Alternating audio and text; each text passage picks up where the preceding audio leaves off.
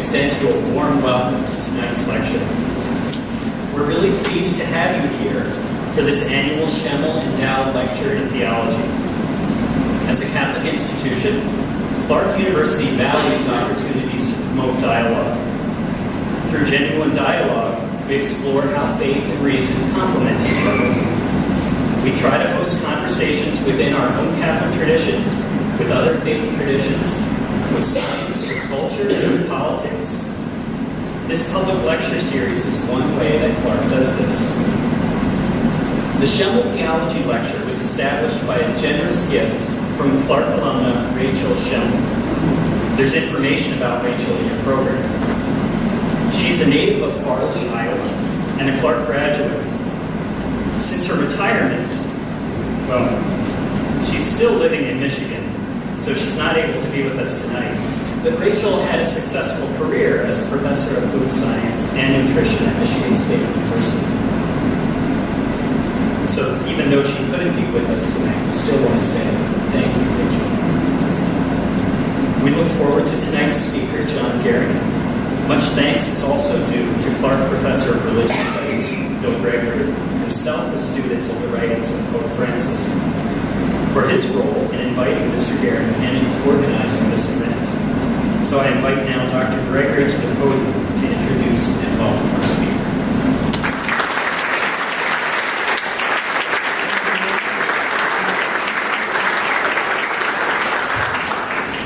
Good evening to all of you. A little introduction to start. Jesus calls his followers to be the light of the world and the salt of the earth. He gives them a mission and sends them forth. That mission is complex, for the possible signs and expressions of God's saving love of the world are many and diverse. Share the good news, feed the hungry, work for peace, welcome a stranger, comfort the sorrowful, protect the vulnerable, promote justice. In every generation, Christians have had to ask themselves how best to live out this mission in the changing circumstances of their day and age. How should Christians best witness publicly to their faith? It's my pleasure to introduce to you tonight Mr. John Gehring, who is Catholic Program Director for the organization Faith in Public Life, who will speak to us on these topics, and specifically on his recent book, The Francis Effect, a radical Pope's challenge to the American Catholic Church. And as we'll hear from Mr. Gehring, the challenge is about how Christians are called to live out their mission today in the United States. John Gehring is a well-known Catholic journalist whose work has been featured in the Washington Post, the New York Times, USA Today, CNN, Politico, the BBC, National Public Radio, and many Catholic news outlets. He is a former Associate Director for Media Relations at the U.S. Conference of Catholic Bishops in D.C., and is currently a contributing editor at Commonweal Magazine, as well as adjunct professor of journalism at American University, also in Washington, D.C. Our plan for tonight is have two parts. First, John will speak to us for about 25 minutes or so, and then we'll turn to questions and discussion. So I hope you all jump in and get involved in hearing from our wonderful speakers. So please join me in welcoming John Gehring.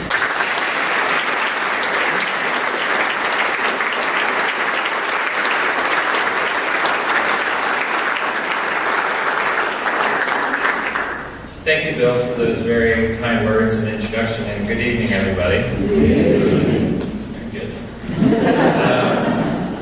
So earlier today, Bill was giving me a grand tour of the beautiful campus, and there was a jazz band practicing up here on stage, and I tried to convince him to let me keep the band for the talk today, because I think it would have enhanced your entertainment value. But we couldn't work out the logistics, so I'm your only visual and audio speaker. So when Bill emailed me a few months ago saying he wanted to have me out to talk about my book, I was very grateful, and I have to admit, I really jumped at the opportunity to get out of DC. I live in DC. It's a great city. I come to DC by way of Baltimore, which is also a great city.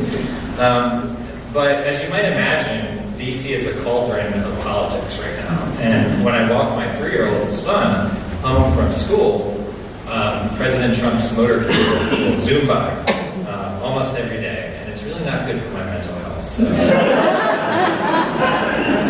So it's good to be in Iowa and breathe some fresh air, real America, as we often talk about.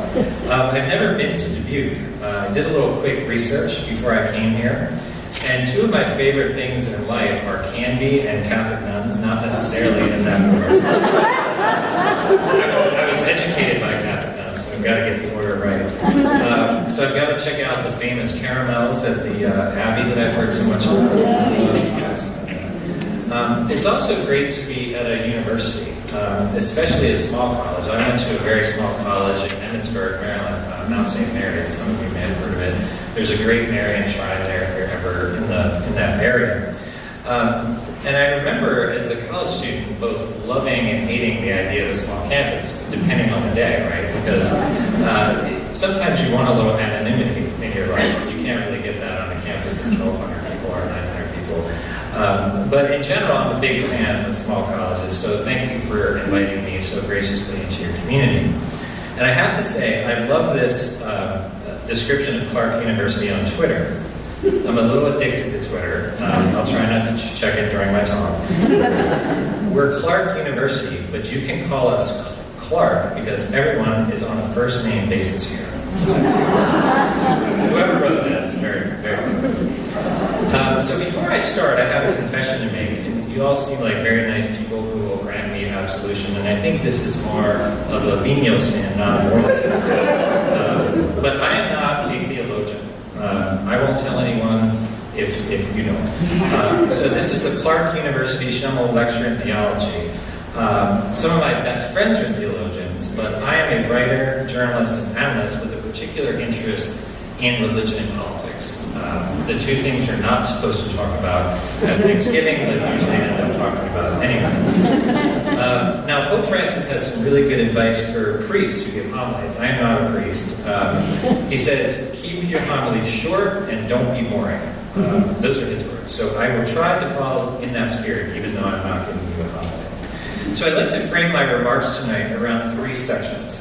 First, I'll look at how Pope Francis thinks about reform and renewal. What framework does he bring to that approach? Then I will talk about how the Pope challenges what I think is a narrow understanding of Catholic identity that has emerged in some quarters of the Church here in the United States over the years, and why, in my perspective, the Pope's vision for a renewed, consistent ethic of life and a church in the streets, as he calls it, offers the church in this country a unique opportunity to reclaim a more effective public voice. Finally, because I either want to depress or inspire you, you will have to decide. I will end with some thoughts about how Catholics voted in the presidential election and how Catholics across the political spectrum might help unify and heal a bitterly divided country that seems to get more divided by the day.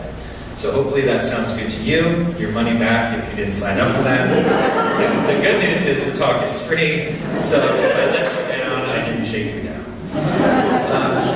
Let's flash back a few years. To put it simply, Pope Francis's 2013 election was something of an earthquake for the Catholic Church. Here was this outsider from the ends of the earth, as Francis described it, suspicious of the Vatican Curia, a Jesuit no less, a man with either the audacity or the humility, maybe some of both, to become the first pope to take his name from Francis of Assisi.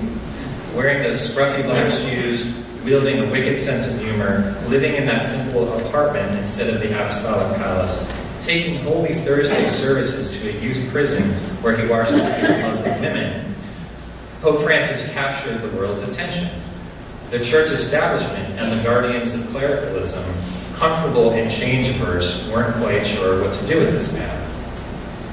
Joseph Tobin, at the time the Archbishop of Indianapolis and a great pastor in the Franciscan mold, who the Pope named a cardinal and appointed to lead the Archdiocese of Newark last fall, reflected on some of this tension at a 2014 meeting of the Catholic Theological Society. Cardinal Tobin said, "What I've seen is how disruptive Pope Francis has been within the hierarchy of the United States. I was talking to a couple of brother bishops a while back, and they were saying that bishops and priests were very discouraged by Pope Francis because he was challenging them. I think there was a particular image," Cardinal Tobin said, "perhaps of what it means to be a pastoral leader in this country, and Francis is disturbing it." So here you have Francis, the disruptor, right? Challenging and bringing some creative tension to the church. So how does Francis approach reform and renewal? There are three words, I think, that the Pope uses again and again to underscore his pastoral vision: encounter, accompaniment, and mercy. The church, Francis insists, should not be about institutional maintenance and organizational charts. The people of God, he said, want pastors, not bureaucrats. The Pope knows the church turned inward, a church that is static, has no life, no dynamism. It fails to capture what Francis calls the freshness and fragrance of the gospel. The beautiful image Pope Francis paints for us of a church that serves as a field hospital for the wounded is a counterpoint to an image of the church as a fortress, hunkered down behind high walls of imposing rules, a small, pure church, a church more anxious and fearful than filled with the joy of the gospel. Pope Francis has this great line in Amoris Laetitia, The Joy of Love, where he says, "We can't simply act as if the church's moral laws are, quote, stones to throw at people's lives." Encounter and accompaniment for Francis are about putting human beings at the center of doctrine. The complexity and messiness of human life is not something he's afraid of. In his apostolic exhortation, The Joy of the Gospel, really a blueprint for understanding how Francis thinks about reform and renewal, he writes, "I prefer a church which is bruised, hurting, and dirty because it has been out in the streets, rather than a church which is unhealthy for being confined and from clinging to its own security. I do not want a church concerned with being at the center and then ends up by being caught up in a web of obsessions and procedures." Now, this is the mentality, I think, of someone whose mind and heart were formed from the Villas Miserias, the misery villages of Buenos Aires, not the Vatican Curia. The misery villages being these shanty towns in Buenos Aires, places of great violence and pain and poverty that Francis went to every day. It's this gritty Catholicism, I think, that shapes his theology from below, a theology of the margins that takes as its starting point not doctrinal certitudes, but really grapples with the complexity of human life, the imperative to meet people where they are, as Jesus did, and journey with them. Francis calls this the art of accompaniment. The Pope's emphasis on mercy has also been central. For Francis, mercy is not a soft, fuzzy concept, kind of a hallmark card Catholicism, if you will. It's very edgy and tangible. The Pope even coined a new term in Spanish, a new word in Spanish, misericordiando. I guess you can come up with words if you're the Pope. You can just create them. Mercy in English. In this way, mercy is not just an object, a static noun, but an active verb signifying motion. Pope Francis, I think, is also restoring the important role of conscience in church teaching. Individual conscience needs to be better incorporated into the church's practice, he writes in The Joy of Love. The church, he said, should form consciences, not replace them. None of this means, of course, the Pope is a liberal or a Democrat or a progressive in secular terms. Now, the subtitle of my book is A Radical Pope's Challenge to the American Catholic Church. Why radical, you might ask? It's a fraught word, and history has all kinds of political implications for good and for not so good. Pope Francis is not a political radical, but he is a radical in the truest sense of the word's meaning. Here's how Cardinal Walter Kasper of Germany, often called the Pope's theologian, put it during an address at Catholic University in Washington. Pope Francis stands in a great tradition, reaching back to the earliest beginnings. He does not represent a liberal position, but a radical position, understood in the original sense of the word as going back to the roots, the radix. By reaching back through time, he is, in fact, Cardinal Kasper says, constructing a bridge to the future. So the Pope is a reformer and an innovator, not because he wants to break with tradition or toss doctrine into the Tiber River. Not at all. In some ways, what is most incredible about Pope Francis, I think, is the fact that without changing one comma in the Catechism, He's completely changed and reframed the conversation about the Catholic Church. So this is reform as renewal, revolution as reclaiming.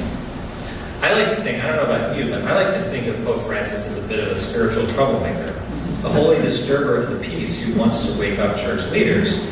Like Jesus, he reminds the religious authorities and guardians of doctrine about what really matters, what's essential.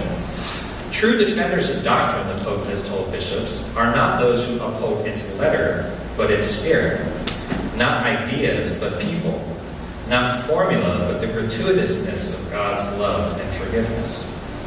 Understanding Francis requires understanding him as a Jesuit also. Francis has said that discernment, a core pillar of Ignatian spirituality and the spiritual exercises of St. Ignatius, is essential to what he's trying to do. My choices, he once told an interviewer, including those related to the day-to-day aspects of life, like the use of a modest car, I'm sure you've seen him in his Fiat, little Fiat, are related to a spiritual discernment that responds to a need that arises from looking at things, at people, and from reading the signs of the times. Discernment in the Lord guides me in my way of governing. So for Francis, discernment is not simply a spiritual dimension, it's a structural governance identity. One of my favorite quotes from Pope Francis, and I have a lot, as you might know, which I think really reflects a lot about his mentality. He says, I don't have all the answers. I don't even have all the questions. If you want to impress your spouse or your girlfriend or your boyfriend, try that line out. I think it might work. Now, that's not something you necessarily expect a person at the top of the church to say, right? But I think it gives us a sense of how he understands discernment as an essential part of power and leadership. I want to reflect for a few minutes now on Catholic identity and how, in my opinion at least, you may disagree, debates over Catholic identity in the United States have too often been narrowly defined. This has impacted the Catholic narrative in politics and the public square in ways that don't always reflect the fullness of our church's tradition. Here's just a few examples, and I get into this more specifically in my book. There's a whole chapter on Catholic identity. The influential leader of the Knights of Columbus, Carl Anderson, a former aide to Republican Senator Jesse Helms, every 4 years gets very active and visible, telling Catholics that voting for someone who disagrees with the church on abortion is unacceptable. Reducing Catholic moral theology, particularly our tradition's focus on prudence, to a mechanistic formula, and ignoring how building an expansive culture of life can never be a single-issue cause. Some Catholic groups on the right argue only a handful of, quote, non-negotiable issues define Catholic identity. By the way, here's Pope Francis talking about non-negotiable language. Quote, I have never understood the expression non-negotiable values. Values are values, and that is it. I can't say that of the fingers of a hand there is one less useful than the rest. We've seen self-appointed watchdogs of orthodoxy run campaigns to seek to undermine the U.S. Conference of Catholic Bishops' key anti-poverty program, the Catholic Campaign for Human Development, and often impugn the character of good and holy people. If you're interested in that topic, I wrote a 20-page report about 5 years ago looking at this type of Catholic McCarthyism in our church.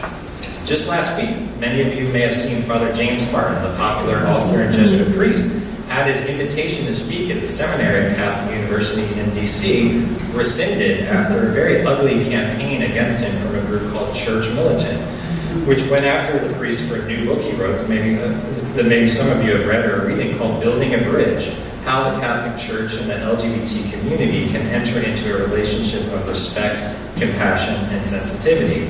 A really thoughtful and important work that is anything but heretical. He just simply wants to have a conversation. Church Militant and other groups like them have caused serious damage in our church. Some think it's best to ignore these groups, dismissing their leaders as loud but irrelevant. Now, I'm sympathetic to that perspective, but despite their small size, crude tactics, and loony conspiracy theories, frankly, these singularly focused networks do have an impact. Funding has been pulled from vital social justice work. Good people have their reputations smeared.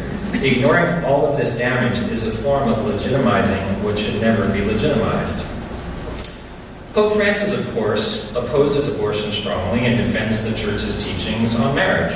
But he understands Catholic identity in a much deeper and broader way. And I think he knows that culture war Catholicism fails to inspire, and it builds walls instead of bridges. Since his election almost 5 years ago, the Pope has rejected a narrow framing of what Catholic identity is.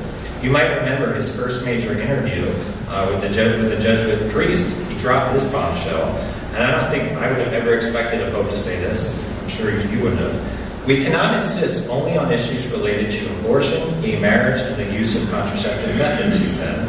This is not possible. The teaching of the Church is clear, and I am a son of the Church, but it is not necessary to talk about these issues all of the time. This is the key part. We have to find a new balance. Otherwise, even the moral edifice of the Church is likely to fall like a house of cards, losing the freshness and fragrance of the gospel.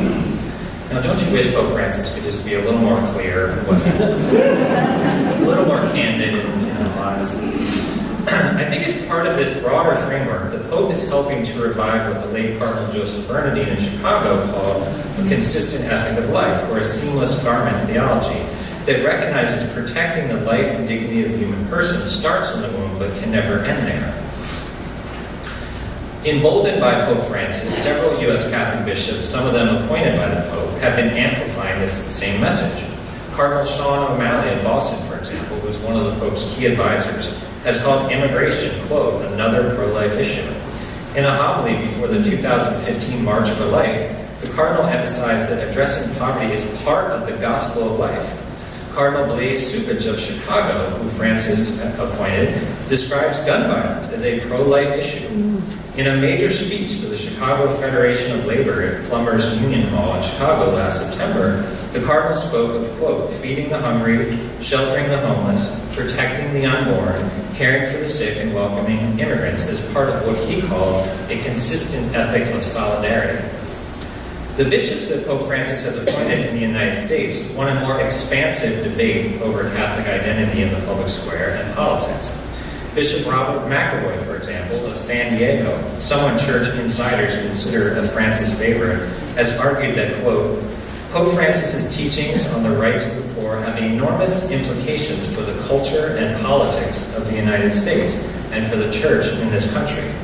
These teachings, he says, quote, demand a transformation of the existing Catholic political conversation. At the same time, Francis is elevating pastors like Cardinal Cupich in Chicago and Bishop McAvoy in San Diego. He moved Archbishop Raymond Burke, a former Archbishop of St. Louis, who has an appetite for very fancy Philly vestments and sharp rhetorical elbows, from his position as the head of the Vatican's highest court. Cardinal Burke has compared the church under Francis to being, quote, a ship without a rudder. So what is the Francis effect on the church and our values debate in American politics nearly 5 years after Francis was elected? Good question. Glad you asked. The Catholic Church is a massive ocean liner that doesn't turn slowly, right? And there's clearly a cadre of church leaders who oppose what Francis is trying to do, and this is a very well-organized and vocal contingent. But I do think the Pope's appointment of bishops who share his vision for Catholic identity and his emphasis on how economic inequality, care for the environment, and protection of refugees are not just peripheral to defending the sanctity of life, but central to it, are making an impact. It should be said, of course, Pope Francis doesn't represent a sharp rupture from the teachings of John Paul II and Pope Benedict XVI. Remember that Benedict was often dubbed the Green Pope for his concern for ecology, and John Paul talked about labor rights preceding capital. But there's no doubt that Francis has prioritized the moral dimensions of economic inequality, what he calls the root of social evil, and the environment in ways that are unique in recent church history. Whether Pope Francis is going to be successful in making changes in reforming the internal life of the church and continue to inspire bishops to push for a more expansive Catholic narrative in public debates really depends on how much time he has as captain of this ship. Remember that John Paul II and Benedict between them had nearly 3 decades to shape and influence the church. Francis has been Pope for less than 5 years, a relative infancy in church terms. My sense is Pope Francis will need at least another 4 to 5 years, and hopefully we'll get much more, to to keep appointing the kind of bishops that share his vision and make changes to the governance structure of the church. But keep this in mind, what Pope Francis said in 2013. The structural and organizational reforms are secondary. The first reform must be the attitude. It's this attitude change, I think, that will require more than just this pope or the next pope or the pope after that. It requires all of us as Catholics, what the Second Vatican Council called the Church as the people of God. Now, let me conclude by offering some thoughts on how Catholics voted in this election and how Catholics on the right and the left might work together to renew a politics of common ground and a politics of the common good in a very bitterly divided political moment. Donald Trump won the white Catholic vote, and in Catholic-heavy Rust Belt states like Michigan, Ohio, and Pennsylvania, those votes were critical to his victory. Latino Catholics who are asserting more influence in the church and politics rejected Trump decisively. Clinton won 67% of Latino Catholics. Now, the postmortems on this election will last a long time, many years. But just a few days before the election, Pope Francis offered a critical reminder that we should continue to reflect on. He said, "No tyranny can be sustained without exploiting our fears. Citizens are walled up, terrified. On one side, on the other side, even more terrified are the excluded and the banished." And he quoted from a sermon from Martin Luther King Jr., where he said, "Hate only intensifies the existence of hate and evil in the universe." So beyond any policy issue, I think, church leaders should think deeply about how they can respond as pastors to a country not only divided along ideological or political lines, but increasingly balkanized into tribes that rarely speak to or understand each other. Pope Francis wants a church that acts as a field hospital for the wounded. There are now many wounds that need to be bound up in the wake of this disorienting election. The anger, pain, and brokenness festering in a post-industrial society where the promise of globalization has not materialized for many Americans amounts to an existential, even spiritual crisis. The revival of nationalism and white identity politics has crossed the Atlantic. We saw this in Charlottesville just a month or so ago.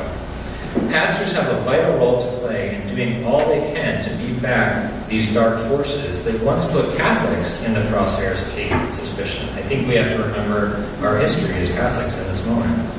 Donald Trump's America, in my estimation, is a nightmare for Muslims, for immigrants, and for others on the margins. Will Catholic bishops, other Christian leaders, all of us really, rise to meet this moral test? Bishop McElroy of San Diego, who I referenced earlier, certainly did when he gave a powerful speech back in February that I was fortunate enough to attend. And here's some of what the bishop said. President Trump was the candidate of disruption. He was the disruptor. Well, now we must all become disruptors. We must disrupt those who would seek to send troops into our streets to deport the undocumented, to rip mothers and fathers from their families. We must disrupt those who portray refugees as enemies rather than our brothers and sisters in need. We must disrupt those who train us to see Muslim men, women, and children as forces of fear rather than as children of God. We must disrupt those who seek to rob our medical care, especially from the poor.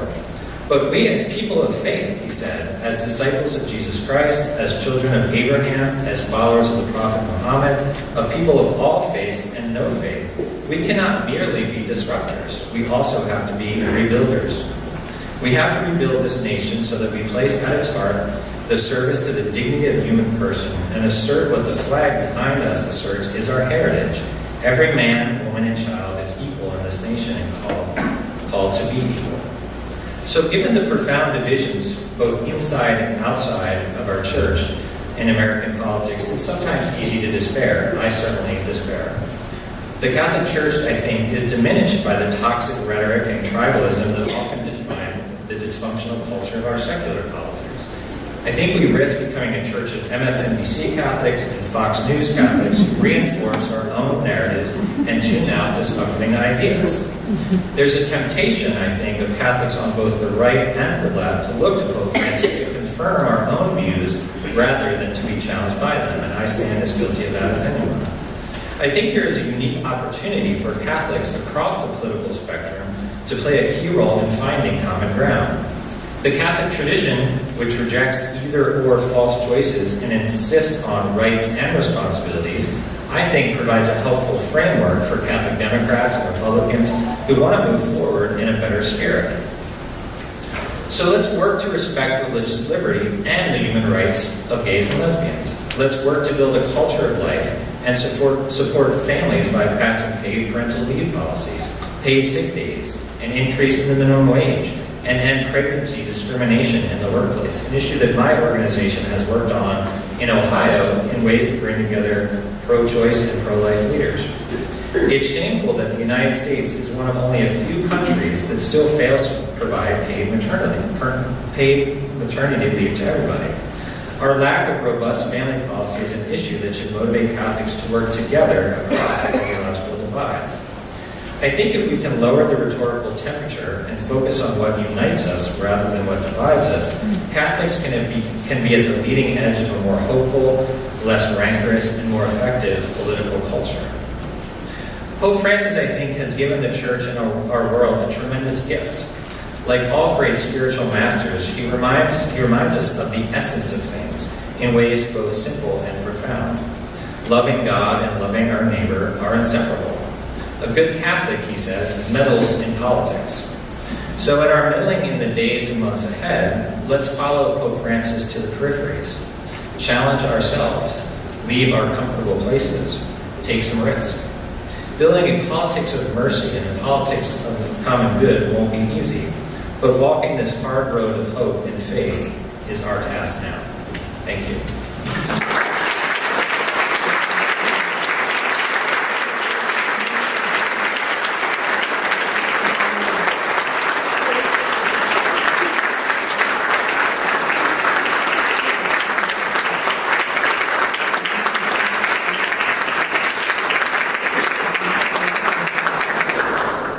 John, thank you very much for that wonderful talk. Thank you. Now it's time for all of you. We have lots of time for questions and comments, and so a couple microphones which we'll be passing around, one on each side here. So just raise your hand and we'll bring them around and get the conversation going.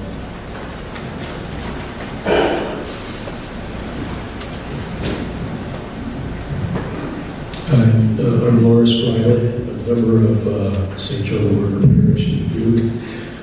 I want to comment on the apparent move afoot to drag us back a ways. Just had a big conference regarding bringing back the Latin Mass. That seems to speak to the issue of Catholic identity. Care to say anything about that? I'll be honest, it's not my area of sort of expertise. I mean, just offhand, I would say, one thing that is interesting is the sort of young trads movement, young traditionalists who are going back to the Latin Mass. I think some of this is, young people are a product of sort of a divorce culture, and there's a certain beauty and solidity to ancient ritual that I think is appealing to some young traditional Catholics. I think post-Vatican II, I think Vatican II had it right, personally. I think the Mass should be in the vernacular. I think it should be accessible to people. But I have friends and I understand, people who have an affinity for a more traditional, if you want to call it, service. But it really isn't something that I spend a lot of time thinking about. But it's a good question.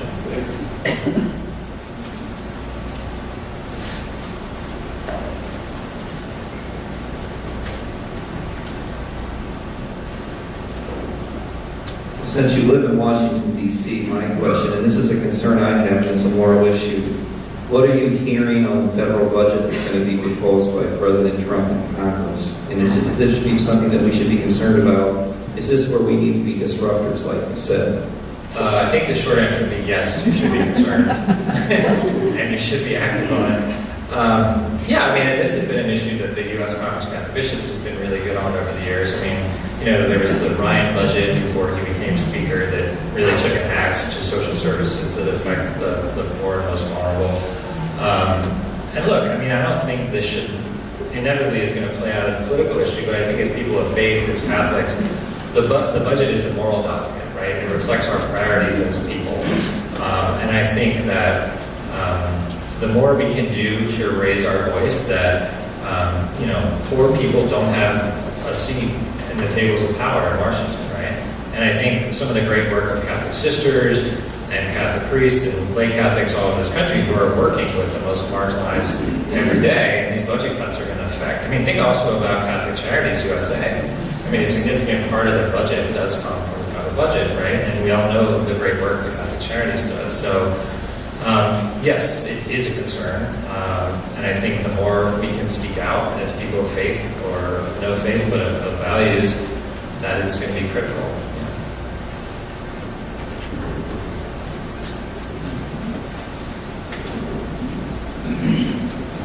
Do you have any knowledge of forces, political manipulations, strategies, individuals led to Francis being elected to the papacy?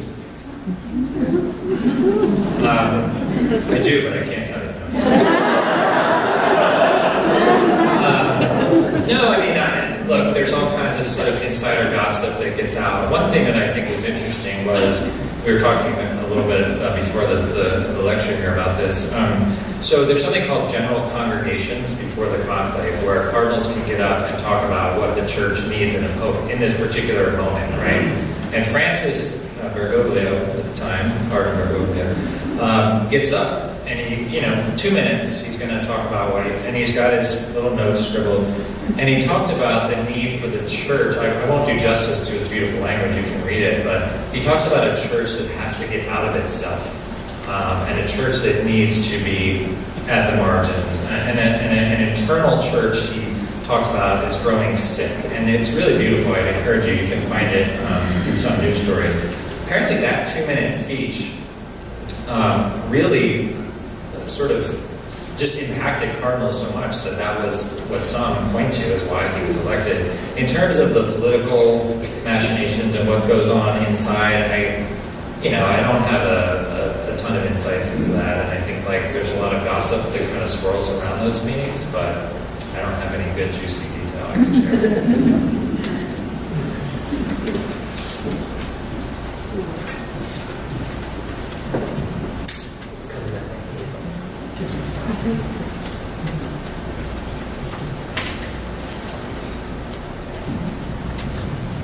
I think the College of Cardinals is kind of like the Supreme Court. Who is appointed to the Supreme Court definitely affects our national politics, and who the Pope appoints to the College of Cardinals affects the direction of the church. So he's probably doing a good job so far. I hope he can keep packing. Hegel, Frederick, Roosevelt.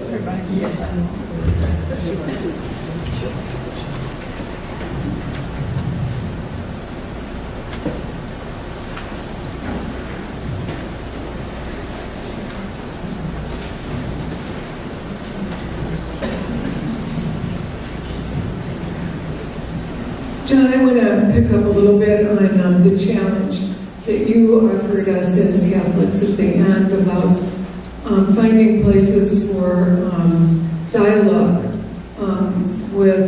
across the political and religious divide, and how we can do that.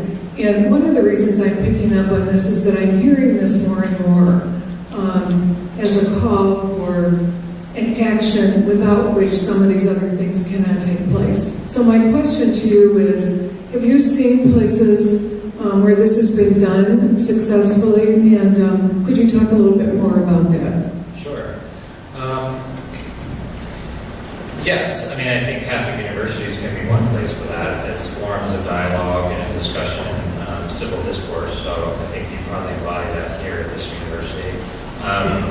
There's a guy at Fordham University, Charles Camosi, who's done a lot of work on Common Ground, more bringing conservative and more progressive kind of Catholic intellectuals and theologians together, so it's a little more on this kind of level. But he was at Notre Dame when Obama was invited to give the commencement. As you all probably remember, that was a huge issue and debate, and Notre Dame got really hammered by some conservatives and other Catholics who thought it was the long-term way president, and Charles Formosi was there and said, look, this is an opportunity, we need to bring people together. And so he's really done a number of common ground dialogue projects. Cardinal Bernardine, who I cited in my talk, had a whole common ground initiative that started with great fanfare. Sadly, he passed away of cancer not long after it started, and some more conservative cardinals honestly were very much against it because they worried that they were not big fans of the consistent ethic of life and worried that he was taking the church in a direction that was away from kind of a singular focus on abortion as the life issue. And so that initiative, which still exists in some sort of form, I believe, really kind of diminished, sadly. But I do think also, hopefully, parishes can be places where people come together from different political perspectives. I mean, I know that you have the effect, I know like in Washington, D.C., for example, you have Holy Trinity, which is the Jesuit parish, seen as more progressive, and then you have more traditional. And so even our parish life tends to be a little balkanized along those lines, which is unfortunate. But I do think universities, I do think hopefully parishes, if lay leaders in parishes and pastors can start that initiative. And honestly, even using some of the Pope's words and framing to kind of get that conversation started. One thing I love about this Pope, which I think distinguishes him from other popes we had, is that he wants debate and discussion. He's not afraid of it, right? Before the last synod, he basically said, let's bring it on. Let's disagree. It's fine. That's healthy. That's a church that's healthy, right? Families disagree. We fight, but we love each other and we hold it together. And I think, synods in the past used to be sort of the end document was manufactured before the synod even started. And so it was just a show of cardinals coming together from around the world when the end product was already done. Pope Francis says, debate and disagreement can make pastoral thought grow. I mean, he sees that as vitality in the church. And so I think we can take from his motto, not everyone agrees with Pope Francis. Some of you may not agree with Pope Francis, but he wants that conversation. He sees that as a healthy, grown-up church. As Cardinal Suich says, it's a grown-up church, right? We're adults, right? We can disagree and it's okay. So I think the more we can model that at a parish level, because one of the fears I have is that, there's all this excitement about Francis at the top of the church, but if people don't experience that at the ground floor of Catholicism, so to speak, in their parishes and their Catholic institutions, what happens at the top is important, but that's got to trickle down to Catholics' everyday experience, right? And we need more of that. So it really does need to be an organic, bottom-up reality.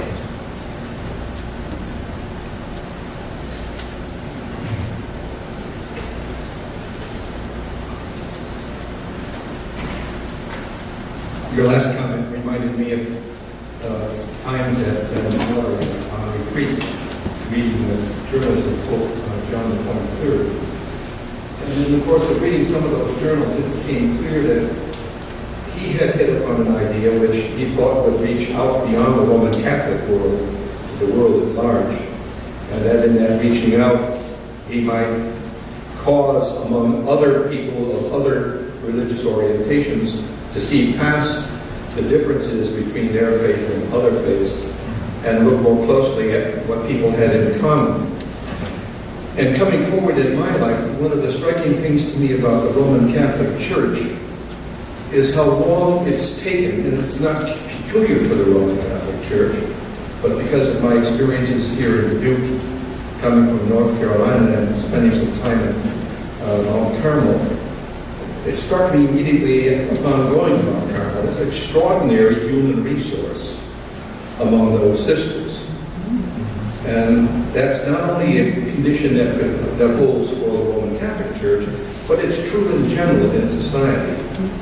So I'm curious about what Pope Francis is working on with regard to what I consider to be probably one of the most important unfinished liberation movements in our time, in working to bring women in the Roman Catholic tradition forward, not just for the good of the Roman Catholic faith community, but for the good of the world, because I understand him as a pope to be more than Catholic in the narrow sense. He's Catholic in the universal sense.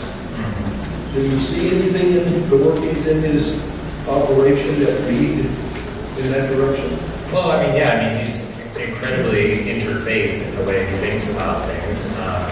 You know, even, you know, take the case of theology, right? I mean, he reached out to Patriarch Bartholomew in the Orthodox Church, and they've been issuing statements together. So, I mean, without a doubt, he's a bridge builder. I think he's trying to be a bridge builder in the church, even though there's, you know, tension there.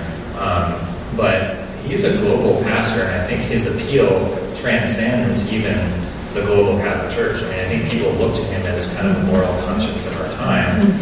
He has unique political and moral capital to kind of engage in some of these conversations in the way that most political leaders can't. You know, and I think he opens up a really interesting new space to talk about issues. I mean, take like the climate issue, for example. I mean, he can talk about climate change in a way that, you know, Greenpeace or organizations on the left don't talk about it. So there's some, and climate change is very politicized, sadly, even though we know what the science is, but he's someone who I think can approach this issue in a way that can break down some barriers and use language that can break down some barriers. So I think he's always looking to reach out. I think that's part of his genius. I mean, I think he knows that, you know, a church that sort of puts up walls and barriers is a church that is dying, and a church that's living is reaching out to its ecumenically, interfaith. And so, yeah, I mean, I think he models that kind of engagement that we need to put into practice. Thank you.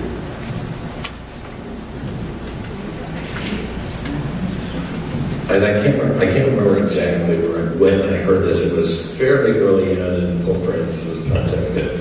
And there was a group of young people, I think they might have been teenagers, who had been in an audience with the Pope, and he had sort of a question and answer thing. And they asked him, you know, or they basically said, well, we want you to clean up the church. And he said, he turned around and said, then clean up yourselves because you run the church. And so, you know, I guess I'm thinking maybe that's the focus he's really trying to get us to rethink that.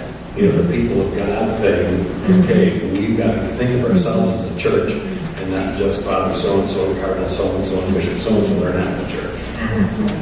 No, I mean, I think that's right. And I think, like, in a larger structural sense, he's trying to reclaim the mission of the Second Vatican Council, focusing on collegiality in terms of governance, decentralizing in terms of governance dialogue, the church not just being the hierarchy, but the people of God.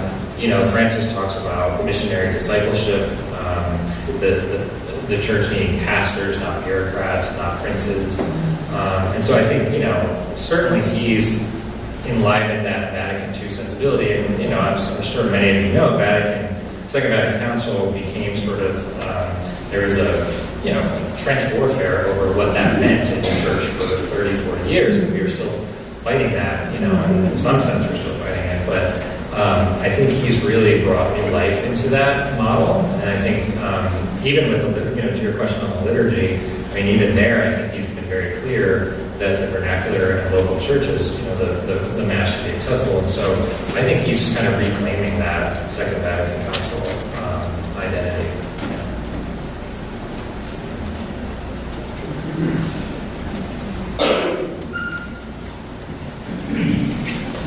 Thank you, John. I found your comment on the consistent ethic of solidarity interesting.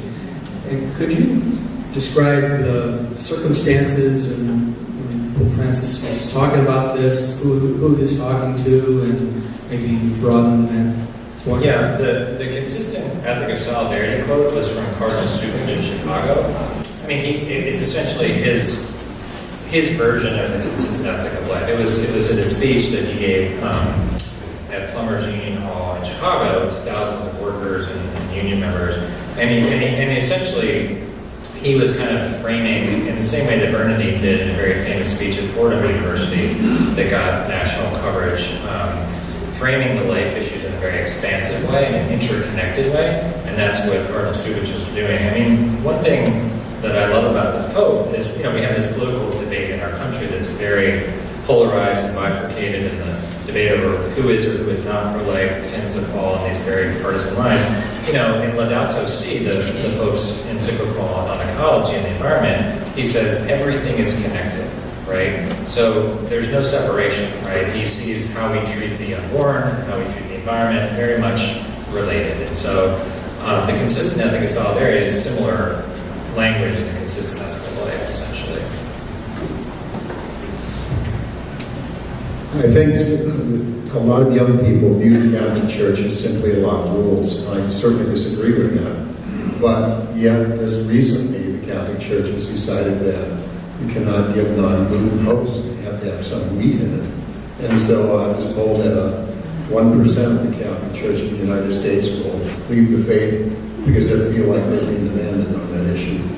Also, another concern I had is when we changed the language recently, so it's more fluent with the Spanish, etc., and probably clear with what Latin really says, it leaves people in the pews behind because they really don't understand sometimes what we're saying.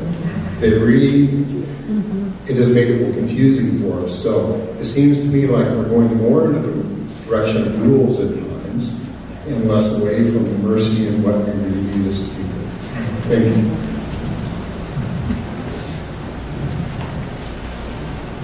you. You've not touched on women in the church. Here, Catherine Dunn, here.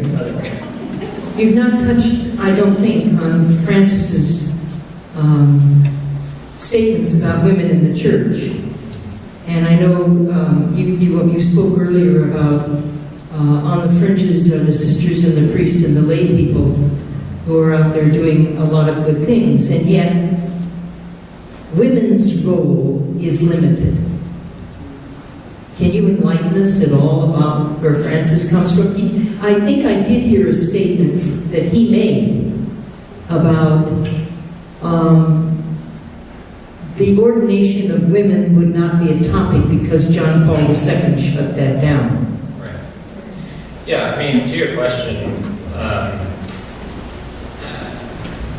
it sort of depends on who you ask, whether Francis is more enlightened or however you want to describe it on the view of women in the church. I talk about it a little bit in my book, mainly by interviewing Catholic women leaders, because I feel like as a white Catholic man, my opinion on women in the church, I should be listening to women rather than speaking about it so much. I think Francis is both a product of his age and culture, where sometimes he will talk in ways that he thinks he's being inclusive with women. Like he'll describe women as the strawberries on the cake, which is very deferential and not how most of us would speak, I don't think. On terms of the women's ordination, you're right, he said the door is closed on that. He has opened a discussion around women deacons, which could be significant, both symbolically and what that could mean practically in the church. He has appointed some women to a higher level, like theological commissions. And so I think the Pope recognizes, he talks about the particular genius of women, right? But again, like sometimes uses language that I think can be off-putting in terms of our modern understanding of women and women's equality. I interviewed people who think that he's been much better than previous popes, and I've interviewed Catholic women who think he's just as bad. So it kind of depends on your perspective. But I certainly agree that women are vital to the church. Catholic women, Catholic sisters are really the backbone of the church. I mean, so much of the work that parishes are done by Catholic women. I mean, are the heart and soul of the church in this country, in my opinion, is Catholic sisters, and how they've been treated over the years by the hierarchy and still persisted is incredible to watch. So me not mentioning it in my talk hopefully isn't read as the lack of importance to that topic. I think it's a vitally important conversation. John, it seems that this book has covered a lot of ground in a very little time. Do you get a sense it's because of an urgency to crack open many discussions, or is it his attempt to break away from that singular focus? Is that urgency? Yeah, I mean, he's definitely a pope on a mission in that sense. It's hard for me to get into his head. I mean, I think he understands that reform takes time, but he also knows that anyone's time on this earth is limited, but his time as pope is going to be limited. So I think there is a sense of urgency. I think he came along at a very unique moment in the church's life. If you think about all the scandals that are swirling, the Vatican Leaks scandal and all the internal stuff that was, bubbling up when Benedict resigned, right? And Benedict resigned, that was revolutionary, and I think in part, there's many reasons why he resigned, I think. But one, the church was just festering almost with its own internal problems, and I think he comes along, and I think Benedict realized he was getting to an age, and was, by his own admission, was not sort of he's a brilliant theologian, but he wasn't able to handle the political forces swirling inside the church. And I think to his incredible credit, he stepped away, which took a lot of bravery. And people tend to forget just how unbelievable that is, that he did that, which paved the way for Francis. But I think to answer your question, I think, yeah, he recognizes that there's a ground that needs to be tilled, and seeds that need to be planted that won't come to fruition until much later. But I think he recognizes that he does have some kind of moral and political capital given his kind of global popularity. Now, the internal fights in the church are a different question. He's working through those, but I do think he wants to get as much done as possible, right? Pope John Paul II was 54 when he was elected, 52, incredibly young pope. He had a lot of time. Pope Francis, like all of us in that age, is not going to have a lot of time. So I think there is a real sense of urgency.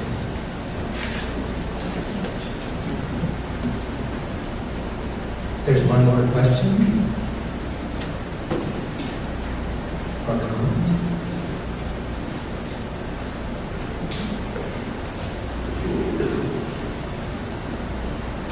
Back in the mid-'80s, I got married, and it seemed like natural family planning was more promoted back then.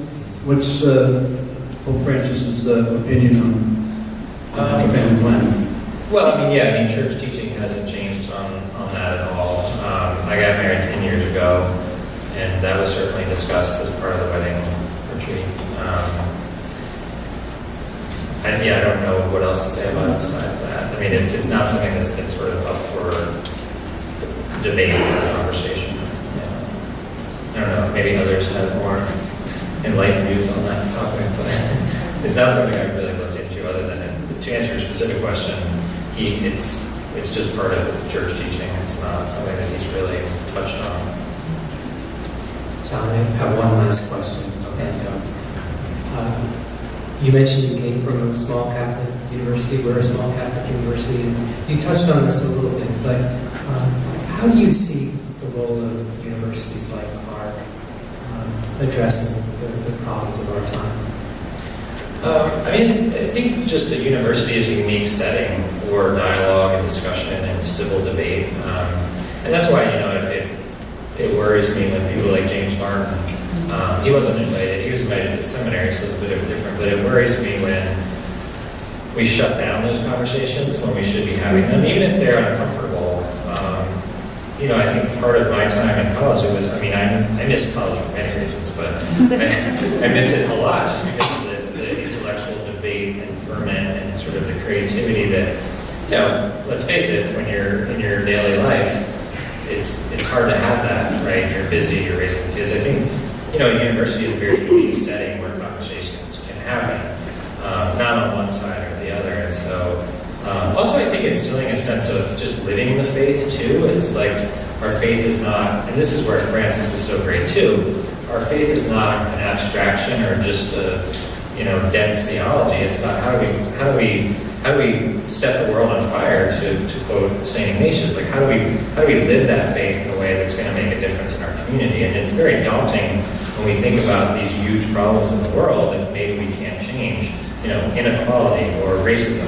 But what we can do is take our faith to our local community, and how does our faith in action impact, how we treat refugees in our community, or how we treat minorities or Muslims who may feel marginalized. And so I think universities can also connect between the mind and the heart and the feet. Teach to the mind, and the heart is there, but then go out with your feet and change the world. I think that's part of it. Thank you very much, John.